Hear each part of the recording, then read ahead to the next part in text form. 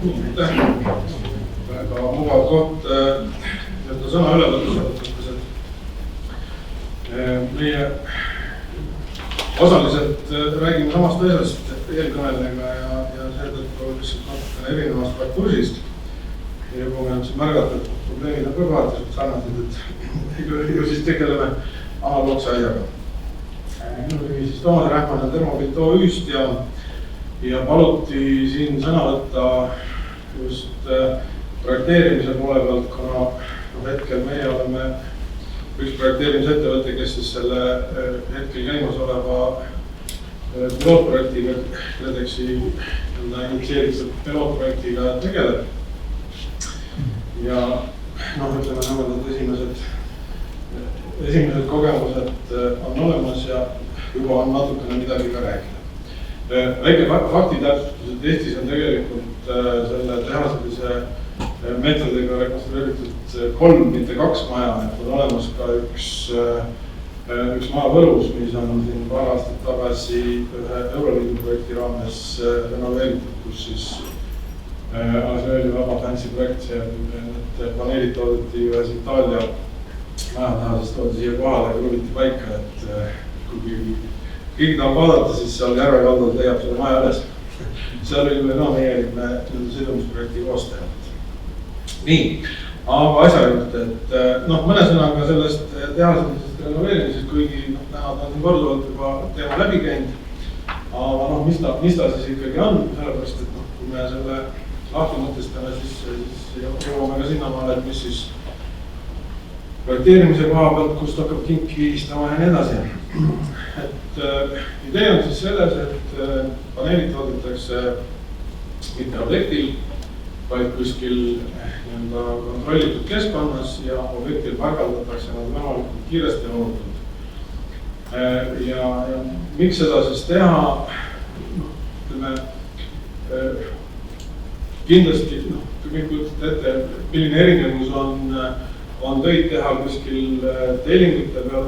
vihma ja tuule käes, soojustust paigaldada võrreldes siis tehases, kus paneel pannakse monteerija jaoks mugavasse positsiooni, ta pääseb igale poole ligi, ta saab igat positsioonis kontrollida kvaliteeti ehk lihtsalt esimene on kohe tagatud kvaliteet nii üldise soojapidavuse minimaalsete külmasendade või ka õhutiheduse seisukoha pealt. Siis teine on see, et see paigaldus peab toimuma viisil, et ta käib objektil kiirelt ja muretult ehk see võimalus, et kas mingi marutuul või hooviib selle soojustuse läbi leotab, see tuleb viia miinimumini, jällegi kui protsess käib ruttu võetud nädalatega, siis seda on lihtsam tagada kui klassikalised meetodid, kus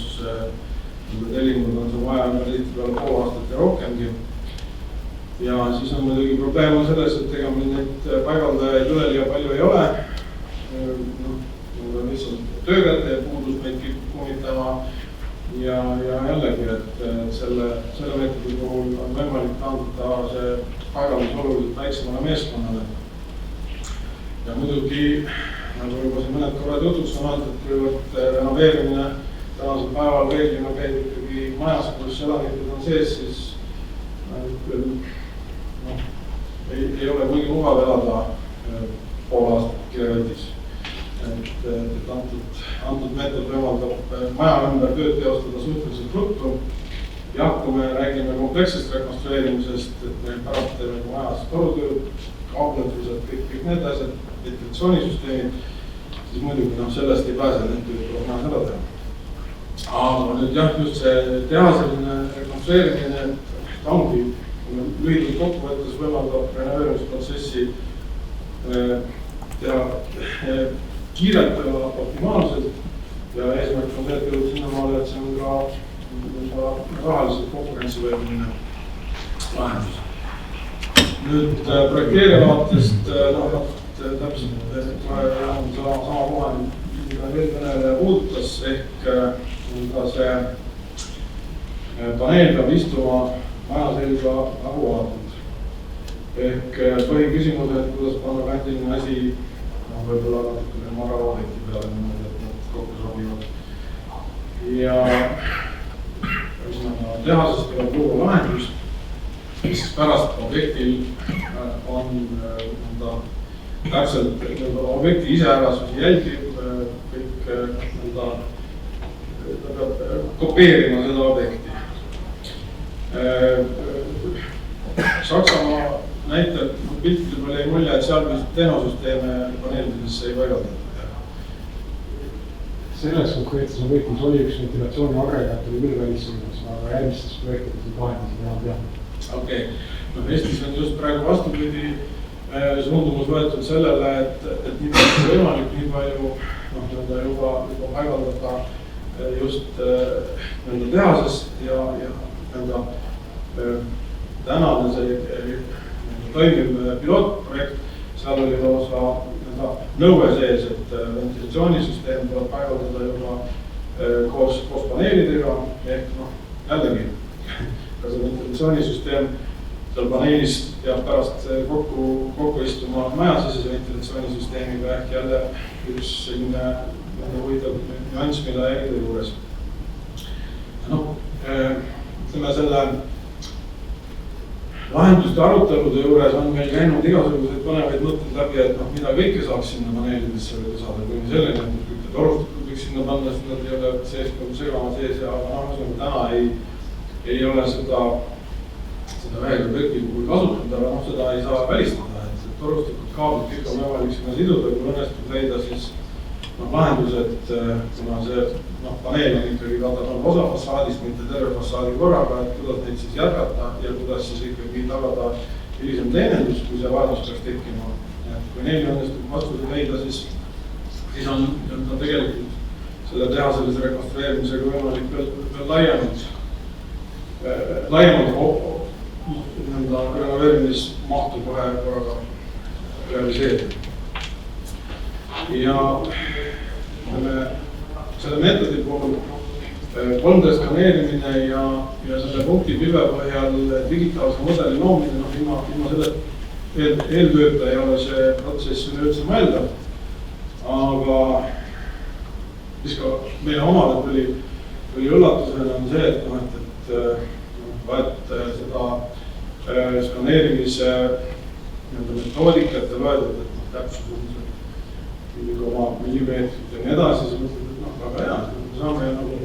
ideaalse pildi majast ja siis ei ole sinna keeruline siis elemente vastavalt maja konfiguratsioonile juurde liita. Reaalne nii proosaline ei ole. Reaalne on see, et kui me skaneerime maja, siis selle skaneeritud punktipilve põhjal loome selle digitaalse mudeli, siis juba on meil täpsusklass, mis õnnestus kokku leppida selle mõõdiste mudeli loojaga oli pluss-miinus 10–20 millimeetrit ehk 10–20 selles mõttes, et elemendid fassaadil täpsusega pluss-miinus 10 millimeetrit ja fassaadi edasi-tagasi liikumine täpsusega pluss-miinus 20 millimeetrit ja tegelikult ega nad ei objektiivsetel põhjustel, nad ei olegi suutelised suuremat täpsust looma ja see tähendab ka seda, et mõningane täpsuse kadu tekib veel ka tehases, hoolimata sellest, et on meil väga kontrollitud olukorras, aga ehitusdetail millimeeter siia-sinna, see on ju väga kerge, eriti puitmaterjali puhul tekkima lisaks veel paigaldus, mis siis teostatakse kraanade ja tõstukitega, mitte üleliia kindlates oludes ehk siin ei tohi minna, vähemalt praegune seisukoht on, ei tohi minna liiga julgeks ja ühesõnaga liiga väikseid varusid elementide liiga täpseks ajada, sest see toob kaasa selle, et kas tuleb paigalduse käigus jooksvad elemente ringi ehitada, kraanakontsu otsas piltlikult öeldes, mis on väga kallis ja oluline töö ehitaja jaoks. Või siis teine on see, et me paneme elemendi paika ja siis ehitame maja ringi ehk lõikame kuskil mingi aknakõse paika või aga kujutage ette. Seda teha inimese kvartalis, kus siis kõrval on pehme mööbel ja sektsioon karta, eks ole. Et see on kindlasti üks väga oluline temaatika, milleni tuleb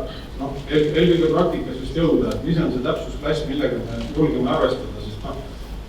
kui hinna teistpidi nagu väga julgeks, et ühesõnaga, et juhtminust 10 centimeetrit ja saame ju kõik paneelid kiiresti paika, aga siis kui inimestel on aknad on järsku tükk maad väiksemad, kui nad olid ennem ja siis kõik need tekivad pühimikud tuleb nii-öelda ehituse käigus täita ja kõik sellest tekib lisatöö vaev, siis ega see ei ole ka lahendus. Nii et ühesõnaga seda tolerantside poolt, seda ma ei näe muud varianti, kui lihtsalt läbi praktika ja jõuda sinna maale, et kui täpselt on julgema minna ja kus maalt me edasi nagu ei ole. Nüüd sellest pilootprojektist on nende riivamisi mitmel korral juttu olnud, et see hakkas juba 2020 aasta sügisel see temaatika peale, KredExi initsiatiivid ja hakati siis paralleelselt otsima siis selliseid konsortsiume, kuhu siis pidid siis kuuluma majatehas, kes valmistab paneelid, projekteerija, kes selle lahenduse ära projekteerib ja ehitusettevõte, kes siis selle paika paneb. Ja paralleelselt toimus siis nende potentsiaalsete objektide kaardistamine, majade otsimine, kes on nende huvitatud ja valmis selles natukene avantüüris kaasa lööma, sest üleliia palju seda kogemust kui selleks hetkeks ei olnud. Kõige parem kogemust muidugi see akadeemiate maja ja siis ka see Kuumaneli, kust Võrumajast pole keegi midagi kuulnud. Et selle ühesõnaga peamine idee oli see, et katsetada, kuidas meetod õigustab ennast suures skaalas, kui on võimalik korraga sama tüübilisi objekte suuremas mahus teha, ehk seal juba hakkab mängima mastaabiefekt, kogemus, kõik see ja seetõttu valitigi 4 tüüpmaja lahendust, millele siis ainult seda hakati pakkuma. Algus oli päris hea, 29 maja kvalifitseerus ja neid pakkuja seltskondi oli 6, kui ma õigesti mäletan, kes seal selle kvalifikatsiooni läbisid ja ühesõnaga kõik tundus ilus, aga see 2021 aasta kevad oli teatavasti see moment, kui ehituse hinnad tegid selliseid raketisööste, et ja kuna see pakkumine tuli ju teha lõpliku pakkumusena, et jah, selle rahaga me teeme need asjad kätte lõppeni valmis, kõik objektid, siis need hinnad kippusid minema märkimisväärselt kõrgemaks, kui algselt oli eeldatud ja see tekitas selles protsessis omajagu turbulentsi lisaks. Aga peaaegu aasta läks kaduma, kuid selle aasta kevadeks jõuti ikkagi 19 majaga lepingusse, et selles protsessis on, see on nüüd natukene see sama jutt, mis ma rääkisin eelmises saalis, eks ole, et nagu projekteerijaid on vähe, et võiks ju konkurente rohkem olla, et mida tore oleks. Ei ole päris nagu ettevõtja jutt, aga tegelikult on, et turg, kus on nagu selline alapakkumine, siis see turg on moonutatud ja ta ei toimi võib-olla oma täie jõuga ja kahjuks läks niimoodi ka selle hankega, et kui algselt oli mõeldud, et neid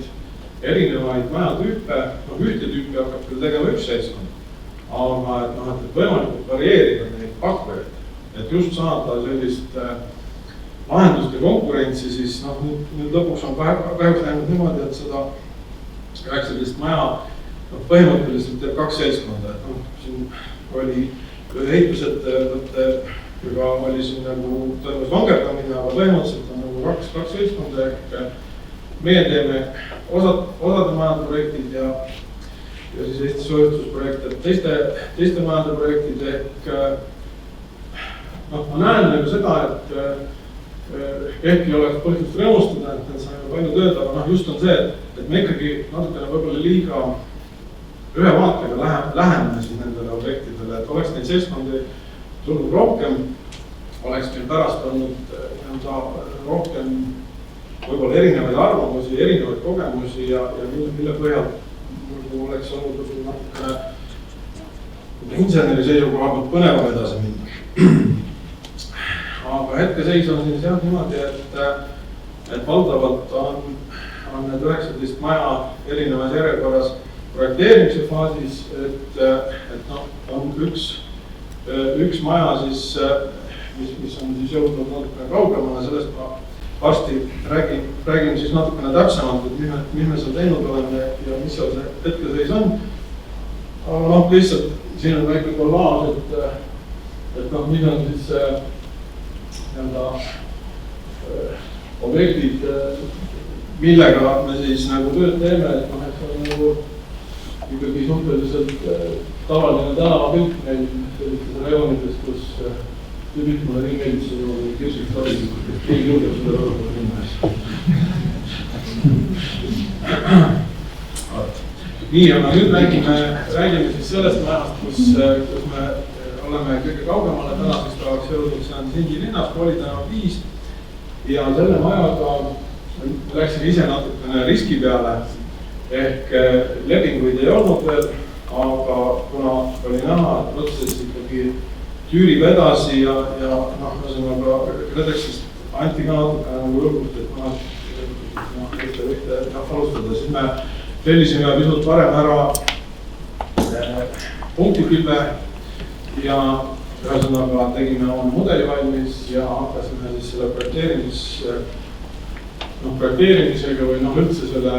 lahenduse läbimängitamisega peale, et väga ma tahan tegelikult kiita Vestneri majatehast, kellega me seda koos teeme ja kellega nagu tõesti nagu tõeliselt hea tajurünnakud on toimunud, ühesõnaga noh, mis on ütleme võib-olla keeruline on see, et samal ajal peab see paneelisüsteem olema soojuslikult toimiv, ta peab olema konstruktiivselt tugev ja samal ajal me tahame, eks ole, sinna veel lisada ventilatsioonisüsteeme, mis siis ju paratamatult lõikab jälle mingid konstruktiivsed elemente läbi ja noh, me tegelikult oli see väga selline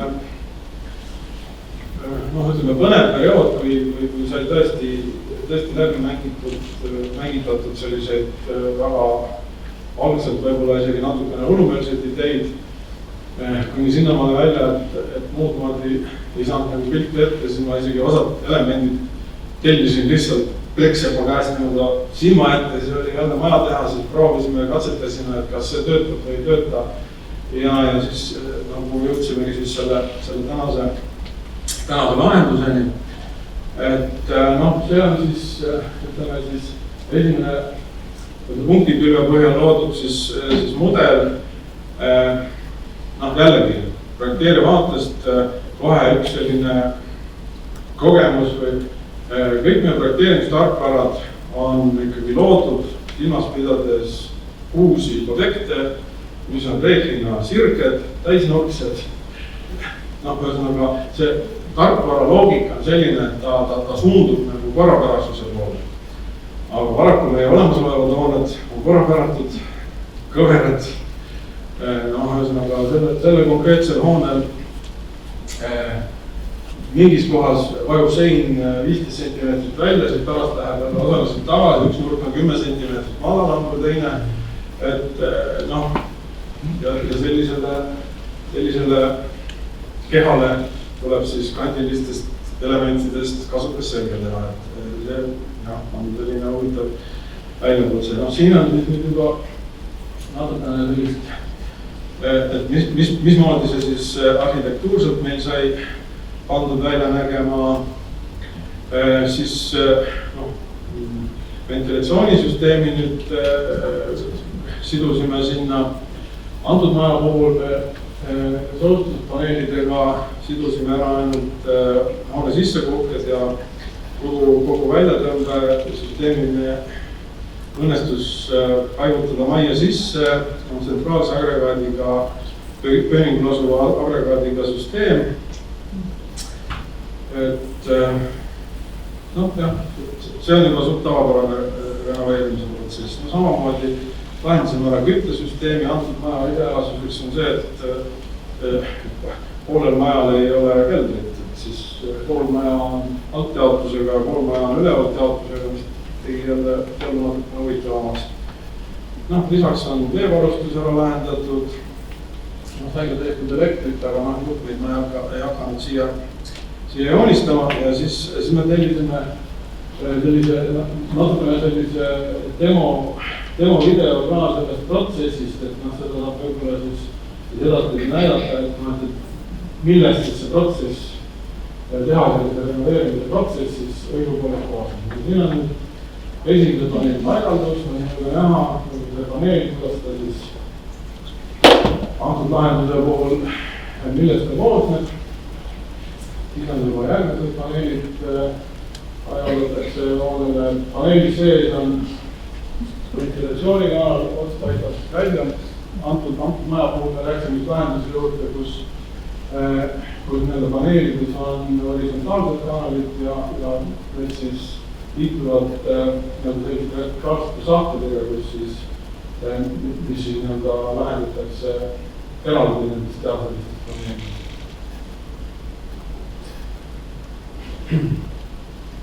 Siin on juba jah, kaasute kanalite paigaldamine, ütleme, need sahtid on siis, nad on avatavad, kui selleks peaks mingi vajadus olema. Siin on siis renoveerimise mahu ilmestamiseks, et kõik need süsteemid, mis samal ajal majja sisse neime. Ja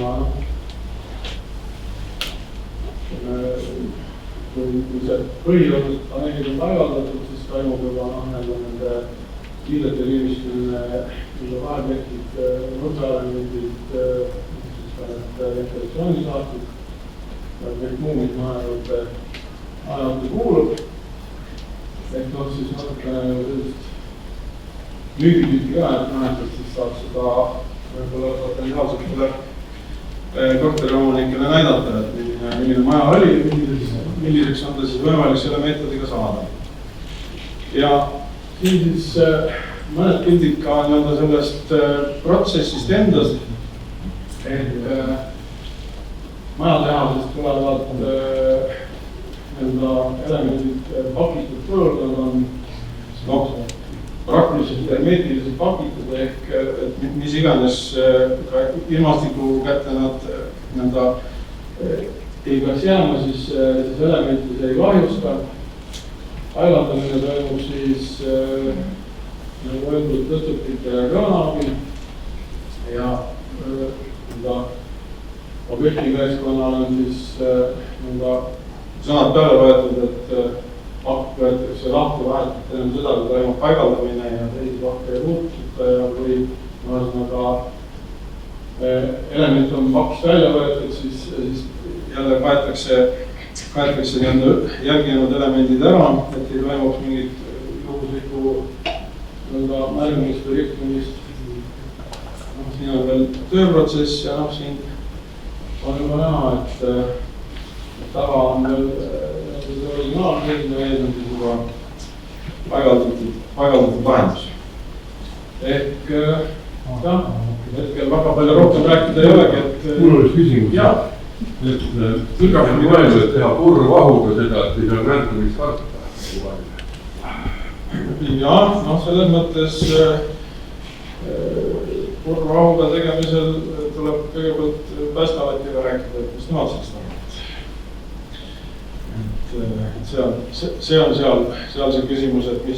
mil moel tagada sel juhul selle lahenduse tuleohutus. Siin on tehtud üldlahendusega ja tuletõkestused siis selles tunduvas vahes korrusepiiridel ehk see on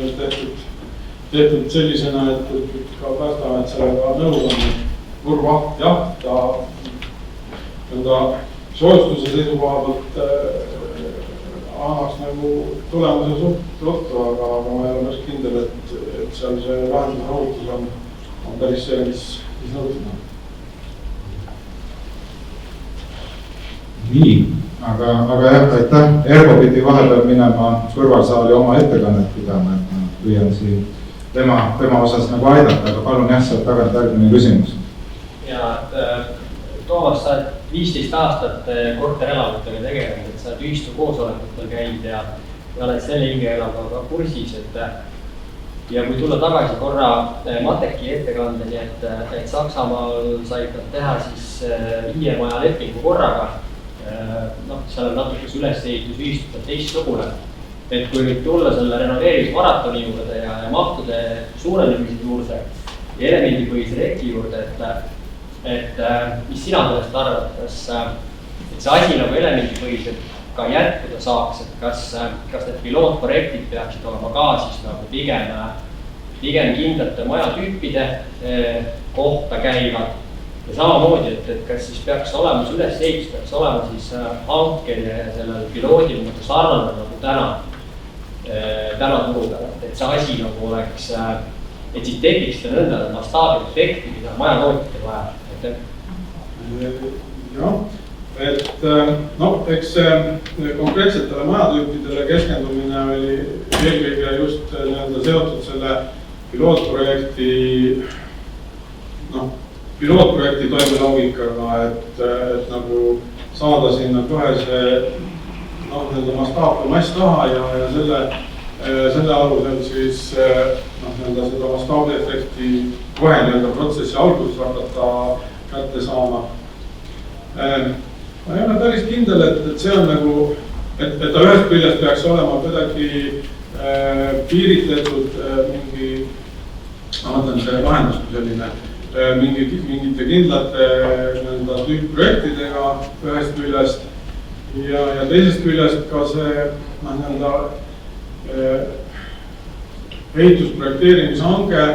ega ta ei ole nagu ainus võimalus, et mul tuli siin eelmine nädal tuli sisse päring, kus küsitaksegi eraldi projekteerimise hanget teha sellise rekonstrueerimise meetodil, eks ole, ja mitte ükski nendest seni käsitletud majatüüpidest. Ehk tegelikult protsess juba vaikselt läheb. Ma ei tea, mis sellest nüüd küll saab, et me tegime sinna omapoolse pakkumise ära ja selgitasime ka seal neid taustu, et see võib-olla jah, et ta ei saa käia päris sellisel moel, nagu ütleme, on see järelisoleerimise meetodil renoveerimine toimunud, kuna seal ikkagi, ütleme, kui meie teeme projekti, aga meil ei ole teada, kes on see majatehas, kellega tehakse lõpuks see elementide hange, siis on juba väga keeruline seda põhiprojekti teha, sellepärast, et ma tean juba praegu seda, eks ole, et see meetod, mille peale läksime meie, see, mida oli kasutatud, eks ole, akadeemia teel, kuuma detailidega ma olin nii kursis, aga ma mõtlen just see paneelilahendus ja see paneelilahendus, mis nad ütleme siis seal Tartu majadel, et need juba on nagu erinevad, ja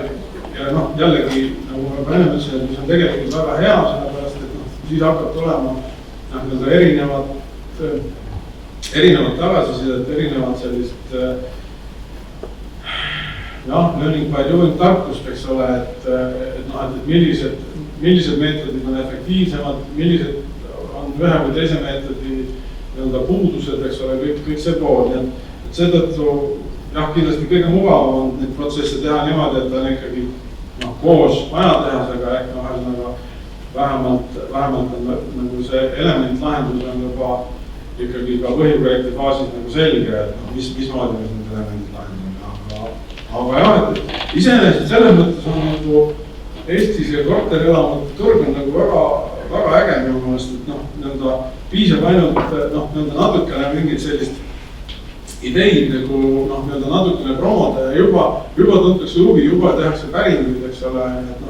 kas nad kohe alguses nagu tööle lähevad, on ise küsimus, aga see paindlik tööd väga hea. Nii, aga aitäh. Meil on vist niimoodi, et me oleme